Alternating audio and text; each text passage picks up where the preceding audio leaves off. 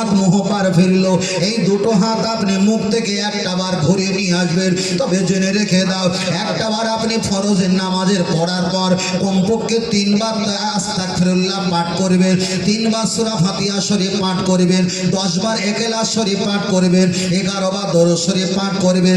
আপনি ওখানে বসে বসে একটা বার দরুদ শরীফ পাঠ করবেন, ওজিফা পাঠ করবেন, আল্লাহুম্মা সাল্লি আলা সাইয়্যিদিনা সাইয়্যিদিল মুরসালিন ওয়া আলা মুহিস সুন্নতি শাইখ মাইনুদ্দিন চিশতি ইমামত তরিকতি ওয়াল আউলিয়াইল কামিলিন।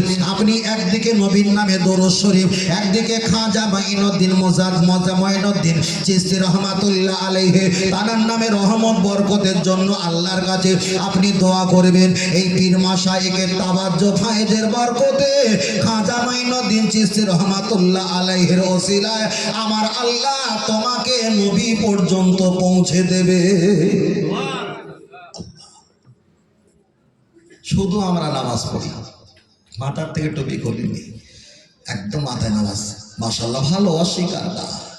কিন্তু আমি বলছি এটা শরিয়াত নিয়ে আপনি 40 বছর বেঁচেছেন, মারে ভাত লাইনে ঢুকে দেখেন তোমার শরিয়াতের এলেম কেলেম 10 মিনিটে খেয়ে ফেলবে। আগের কথা বলেছিলাম না, সহজ না, মুখে বলছি, আমি অসামাজিক কথা বলছি না, আমি দায়িত্ব নিয়ে বলছি।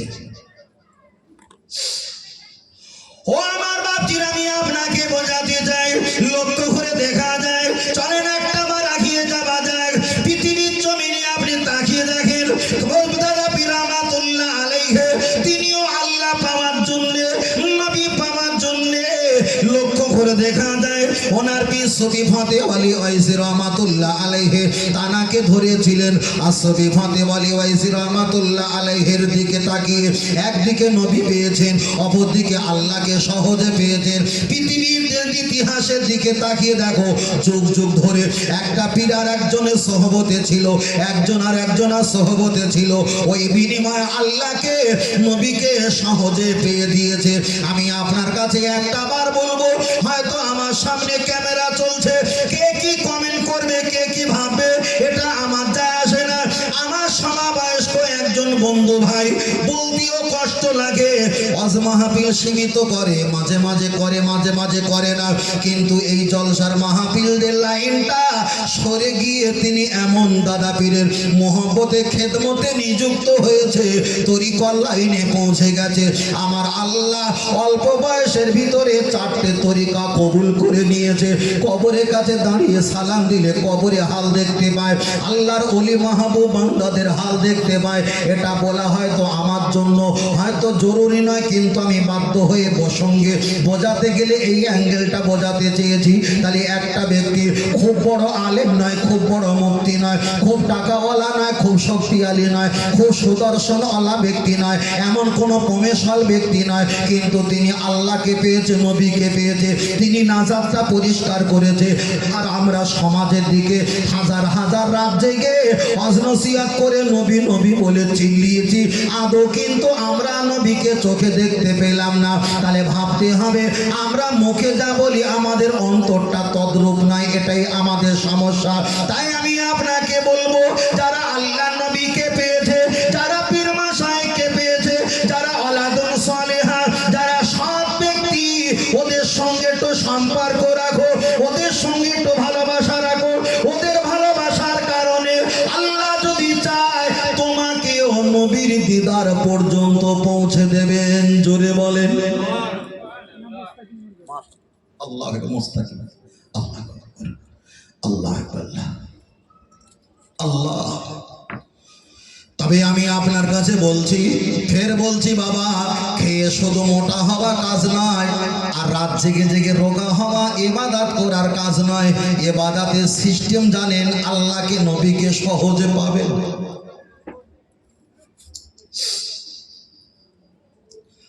ও আমার জওয়ান যুবকের, আমি আপনাকে বোঝাই, তাহলে একটা বার আগিয়ে যাওয়া যায়।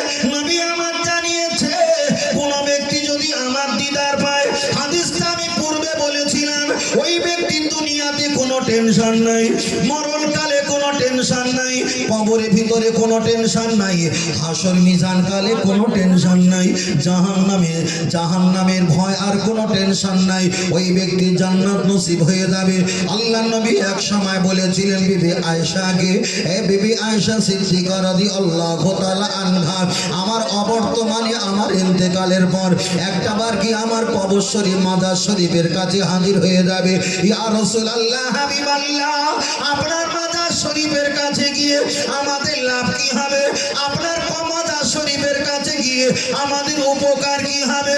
নবী আমার জানিয়েছিলেন, বিবি রে, আমার মাজার শরীফের কাছে কোনো ইমানদার ব্যক্তি যদি হাজির হয়ে যায়, মানজারা কবরিন, কোন ব্যক্তি যদি আমার কবর শরীফটা দেখতে পায়, অজাবাত লাহু শাফাআতি, ওই ব্যক্তির জান্নাতে দেওয়ার জন্য আমি রাসূলুল্লাহ শাফাআতকারী হয়ে যাব। জোরে বলেন সুবহানাল্লাহ।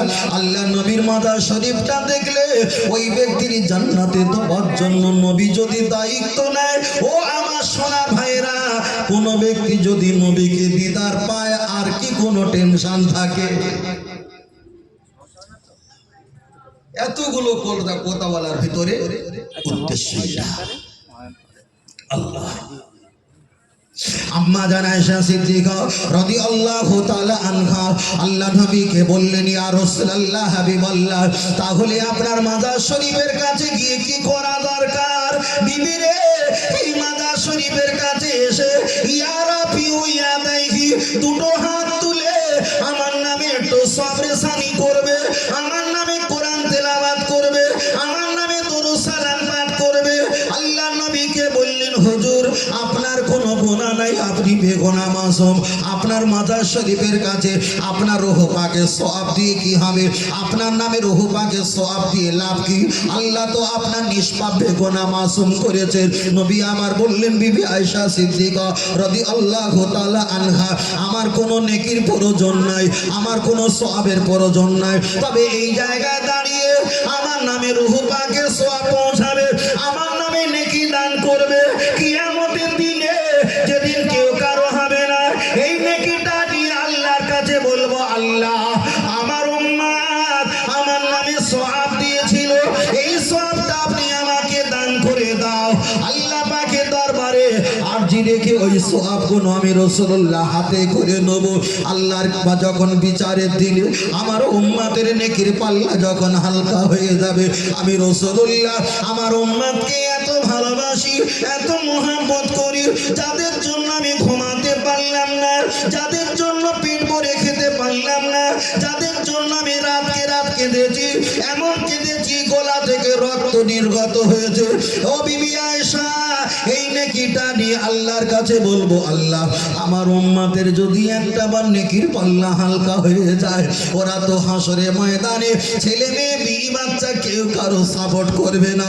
আমি রাসূলুল্লাহ দুনিয়াতে বলেছিলাম, আনা সাইয়্যিদুল আউলিয়া ইয়াউমাল কিয়ামা, আমি হলাম তোমাদের লিডার, আমি তোমাদের মাতব্বর, আমি তোমাদের রাহবার।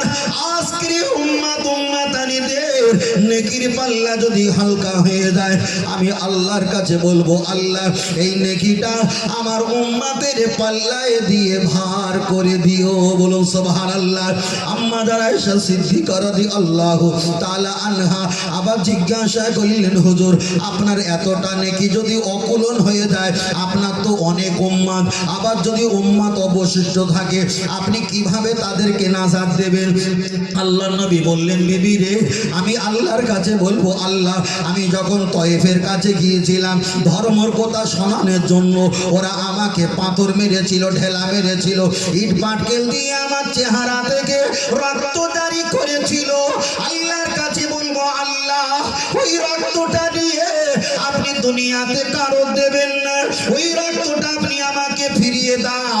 আমার উম্মতের যদি নেকির পাল্লা হালকা হয়ে যায়, আমি আর রাসূলুল্লাহ আমার ওই রক্তটা নেকির পাল্লায় দিয়ে কোটি কোটি উম্মতকে নাজাত বানিয়ে দেবো। বিবি রে, তখনও যদি আমার উম্মত আরো অবশিষ্ট থাকে, আল্লাহকে বলবো, আল্লাহ, উহুদের ময়দানে আমার দাঁত মোবারকটা শহীদ হয়েছিল, আল্লাহ, ওই দাঁতটা আমি পাল্লায় চাপিয়ে দিলাম, আমার উম্মতকে এর বিনিময়ে আপনি নাজাত বানিয়ে দাও। বিবি, তাও যদি না হয়, আমার দাদু ভাই হাসান আর হোসাইন, এদেরকে নিয়ে কাছে বলবো, আল্লাহ আপনি একটা বার দেখেন, দুনিয়ার মানুষের রক্তর প্রয়োজন হলে, রক্ত শূন্যতা হলে, রক্ত না দিলে বাঁচে না, বাঁচে না। ইসলামে একদিন রক্ত শূন্যতা হয়ে গিয়েছিল, তাই ইমাম হাসান আর হোসাইন রাদিয়াল্লাহু তাআলা আনহু এদের রক্তের বিনিময়ে ইসলাম তরু তাজা হয়েছিল। আল্লাহ আজকের ইমাম আর হাসান হোসাইন আমার দাদু ভাই নানু ভাইকে আমি আজকের নিয়ে হাজির হয়ে গেলাম। আল্লাহ এদেরকে পাল্লায় বসিয়ে দিলাম। এরা যতটা ওজন ভারী মর্যাদা, এই কারণে ওজনে আমার কোটি কোটি উম্মতের নেকির পাল্লাটা ভারী করে দিও। আমার নবী বললেন, বিবি আয়েশা সিদ্দিকা রাদিয়াল্লাহু তাআলা আনহা, তাতেও যদি আমার উম্মত অবশিষ্ট থেকে থাকে, আমি রাসূল বলেছি আনা আউয়ালু শাফিঈন, আমি তোমাদের প্রথম সুপারিশকারী, আমি তোমাদের প্রথম সুপারিশ করব। তবে জেনে রেখে দাও, ওই বিবি আয়েশা সিদ্দিকা আল্লাহর কাছে বলবো, আল্লাহ আপনার কাছে শেষ আরজি, আমার আব্বাকে হারিয়েছিলে, আমার মাকে হারিয়েছিলে, আমার বাড়ির পরিবার অনেককে হারিয়েছিলে, আমাকে একা করেছিলে। আল্লাহ আজকে আপনার কাছে এসেছি, আপনি আমার দিকে বরকতময় নজরে তাকাও। আমার আল্লাহর কোরআন জানিয়ে দিয়েছেন 30 পারা সূরা দোহাতে, ওয়ালাল আখিরাতু খায়রুল লাকা মিনাল উলা। হে আমার হাবিব, তোমার দুনিয়াতে কষ্ট দিলাম, তোমার নিজের জন্মভূমি ছেড়ে অপরের জন্মভূমিতে বসবাস করালাম, তোমার প্রতিবেশী থেকে দূরে সরিয়ে রাখলাম। ওয়ালাল আখিরাতু খায়রুল লাকা মিনাল উলা। হাবিব, দুনিয়াতে তোমার কষ্ট দিয়েছি, কিন্তু আখিরাতে তোমার কষ্ট দেব না। পৃথিবীর নবীদেরকে ঈসা, মুসা, দাউদ, ইউসুফ, জাকারিয়া, লূত, ইব্রাহিম, তাম পৃথিবীর যত নবী আছে, আমি আল্লাহ যা বলবো ওরা পালন করবে। আজ আমার হাবিব যা বলবে আমি আল্লাহ সেটাই পালন করে নিয়ে নেব। আর একটু জোরে বলে সুবহানাল্লাহ।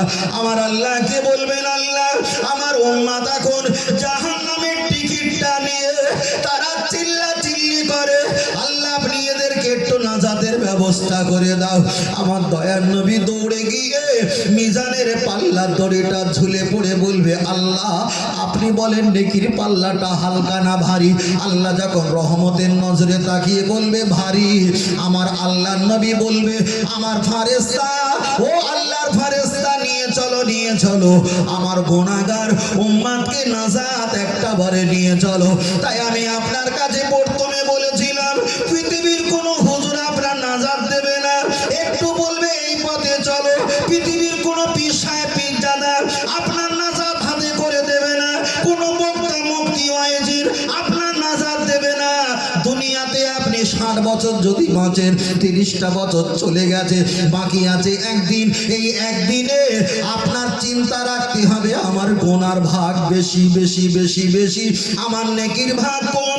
এমন কথা বলবে, এমন ভাবে চলবে, এমন ভাবে দুনিয়া জীবন যাপন করবে, যার কারণে গুনাহটা আল্লাহ মাফ করে দেয়, আর নেকিটা আল্লাহ বাড়িয়ে আমার নবীর সঙ্গে হাসরের ময়দানে আল্লাহ যেন নাজাত বানিয়ে দেয়। বলেন আল্লাহুম্মা আমিন। আর একটু জোরে বলেন আল্লাহুম্মা। বারবার করে বলছি, নাজাত পাওয়া শুধু নামাজ, রোজা, হজ, যাকাত ভাই এগুলো বড় ইবাদত করা লাগবে, কিন্তু যারা শরিয়াতের বড় আলেম, কোন আধ্যাত্মিক জগতের মানুষের কাছে গেলে 40 বছরে অজনসিয়ার বক্তব্য, ফতোয়াগিরি 10 মিনিটে গিলে খাবে। কথাটা খেয়াল আছে? বাবা তুমি কি পেয়েছো? না কিছু পাইনি। বাবা দুনিয়াতেও পাওনি, পরকালেও পাবে না, বলেই দেবে।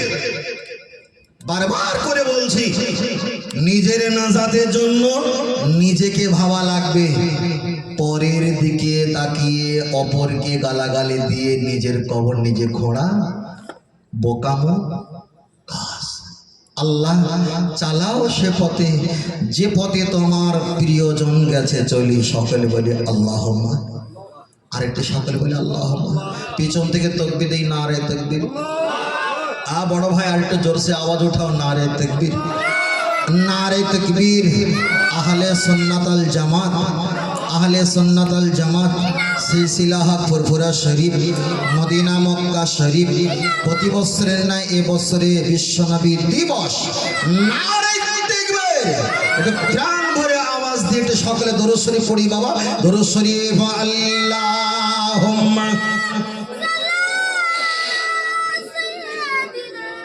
পড়েন, জোরে পড়ো বাবা। ওয়া আলা আলি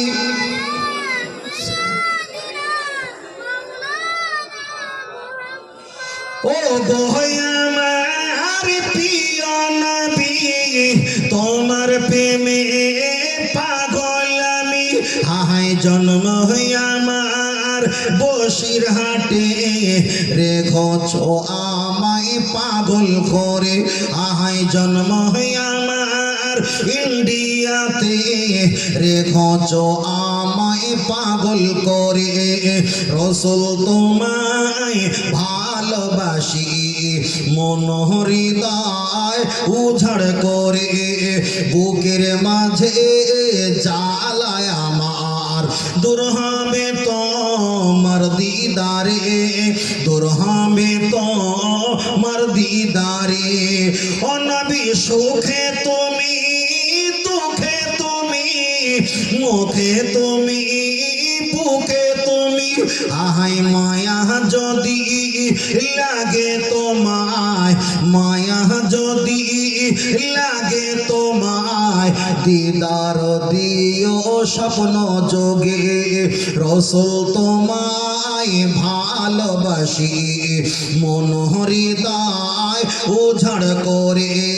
বুকের মাঝে জ্বালায় আমার, দূর হবে তোমার দিদারে, দূর হবে তোমার দিদারে।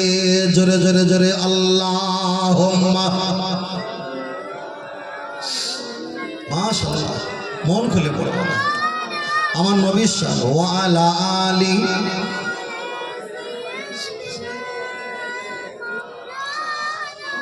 সাল্লাল্লাহু আলাইহি ওয়াসাল্লাম। আগামী কালকের একটা জলসা ছিলাম বাঁকুড়া জেলাতে। খণ্ডঘোষ নাম শুনেছেন ছেলেরা? হয়তো খণ্ডঘোষ শক্তিগড় হয়ে যেতে হয়। খণ্ডঘোষ মানে বর্ধমানের একেবারে লাস্ট, আর বাঁকুড়া শুরু, বুঝলেন না? তা অজরসিয়াত করতে যাওয়ার আগে অনেক ঘনে হুমকি দামকি দিয়েছিল যে তুমি অস করো আর না তো অবস্থা খারাপ করে দেবো, উল্টো পাল্টা কথা বললে। মানে আমরা যে পীর মাশায়েখের কথা বলি, নবীর প্রশংসার কথা বলি, এতকে নবীর প্রশংসার কথা বলছিলাম না, ওরা কিন্তু একটু রাগান্বিত হয়ে যায়। তা আমি অস করেছিলাম। অস করার শেষে আমি বলেছিলাম যে ছেলেটা আমাকে গালাগালি দিয়েছিল, বাবা সে কি এখানে আছো? তোমাকে কোনো সমস্যা করাবো না। কোনো আওয়াজ দেয়নি, কিন্তু ওর ভিতরে ছিল, যা খবর পেলাম। আসলে পৃথিবীতে যারা ভুল করে তাদেরকে ক্ষমা করে দেওয়া দরকার, তবে যারা অন্যায় করে তাদের ক্ষমা করা যাবে না। ভুল যারা করে তাদের ক্ষমা করা দরকার, যারা অন্যায় করে তাদের ক্ষমা করা যাবে না। এবার যদি ভুল আর অন্যায় একটা করে বলছি, সাপোজ পৃথিবীতে কোনো কাফের যদি আপনাকে গালি দেয়, আপনি তার ক্ষমা করে দিতে পারেন, ক্ষমা হবে। কিন্তু মুসলমান নামীয় কোনো লেবাসধারী মুনাফিক হয়ে যদি তোমাকে গালি দেয়, কোরআন বলেছেন ওয়ালা তুসাল্লি আলা আহাদিম মিনহুম মাতা আবাদা, ও মরে গেলেও হারাম করে খবরদার জানাজা পড়বি নি, তোর জন্য হারাম। কোরআন পরেই বলেছেন ওয়ালা তাকুম আলা কবরিহি, তবে ওই হারামখোর মুনাফিকের কবরের কাছে কখনো দাঁড়াবি না, তোমার জন্য হারাম। ইস্তাগফির লাহুম আওলা তাস্তাগফির লাহুম, তবে ওই মুনাফিক নামীয় ব্যক্তির কবরের কাছে দোয়া দরুদ পড়িস না, তোর জন্য হারাম। ইন তাস্তাগফির লাহুম ৭০ মাররাতান, তার জন্য যদি ৭০ বার হাত তুলে দোয়া চাও, ওই মুনাফিক নামীয় ব্যক্তির জন্য দোয়া করলে দোয়া কবুল হবে। কথাটা বুঝতে পেরেছেন কি বলেছি? তাহলে কেউ যদি মুনাফিকি করে তার ক্ষমা হবে না, কেউ যদি ভুল করে ক্ষমা হয়ে যায়, বুঝলেন না? কিন্তু অন্যায় প্রশ্রয় দেওয়া যাবে না, কখনো দেওয়া যাবে না। আপনার বাড়িতে আপনার বিবি কাজকর্ম করতে গিয়ে মোবাইলটা পানিতে পড়ে গেছে, এখন 22,000 টাকাদের মোবাইলটা ক্ষতি হয়ে গেছে, এইখানে পানিতে পড়ে যাওয়ার কারণে কোনো জোরচাপ করার সিস্টেম কোনো দরকার থাকে না, হয়ে গেছে। কিন্তু আপনার স্ত্রী যদি ইচ্ছা করে যদি রাগের কবজে যদি পানিতে নিক্ষেপ করে দেয়, তখন কি আপনি ছাড়বেন?